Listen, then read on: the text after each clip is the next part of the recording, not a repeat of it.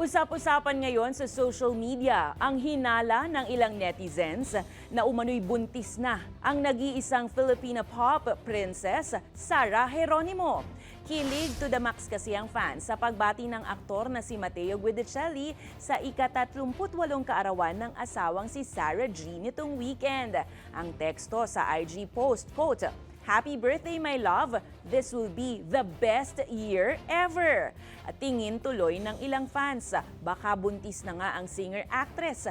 Kaya naman, marami ng social media users ang na-excite at nagpaabot ng advance congratulations. Wala pa namang komento sina Mateo at Sarah sa usapin.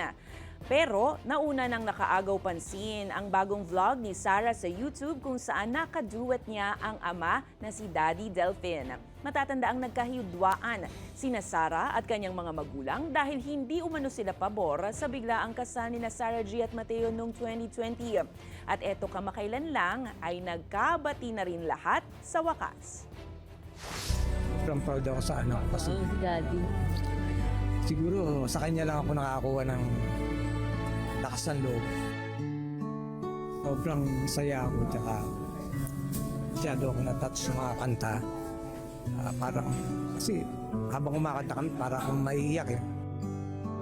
Sobra akong masayang-masaya dahil I got to do this with the dearest person in my life. Siyempre, ang tatay at nanay ko, kasama ko ang tatay ko ngayon. Sharing beautiful music, performing together is such a dream come true.